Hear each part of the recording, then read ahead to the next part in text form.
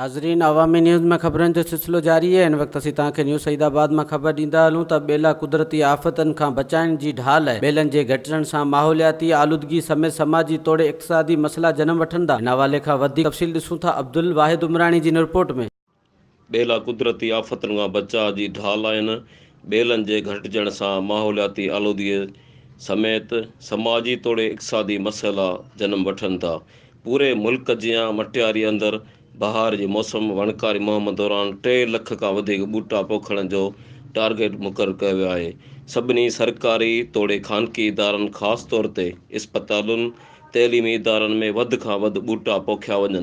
अहिड़नि ख़्यालनि जो इज़हार डिप्टी कमिश्नर मटियारी परवेज़ अहमद बलोच ज़िले जे अमलदारनि सां गॾु वणकारी मुहिम बाबति अवाम में जागृता पैदा करण लाइ DHO ऑफिस मटियारी खां मेन बस स्टॉप मटियारी ताईं वॉक ऐं DC ऑफिस में हिकु एला सतही गॾिजाणी दौरान कयो। उन मौक़े ते additional deputy commissioner 1 Farooq Shahzad, deputy district health officer doctor Waqar Ansari, assistant commissioner new Saeedabad ऐं मुख़्तियारकार मटियारी ग़ुलाम मुस्तफ़ा शर, मुख़्तियारकार न्यू सईदाबाद आसिफ सूमरो ऐं ॿिया अमलदार मौजूदु हुआ।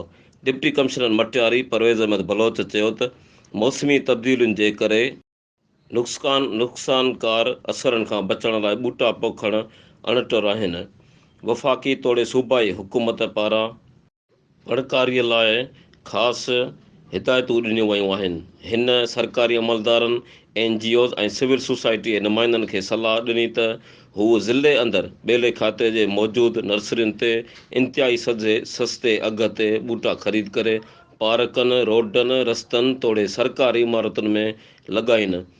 इन डिप्टी कमिश्नर मटियारीअ परवेज़ अहमद बलोच जे इन अमल खे सिविल सोसाइटी न्यू सैदाबाद जे अॻुवाणनि अब्दुल वाहिद उमरानी ऐं वक़ार अहमद लाखो साराहियो ऐं डिप्टी कमिश्नर सां हर मुकमिल तौर ते वणकारी मुहिम में हिमायत करण जो ऐलान कयो। अब्दुल वाहिद उमरानी, अवामी न्यूज़, न्यू सईदाबाद। वधीक ख़बरनि ऐं तफ़सील लाइ विज़िट कयो अवामी news Facebook page, YouTube page ऐं अवामी न्यूज़ वेबसाइट।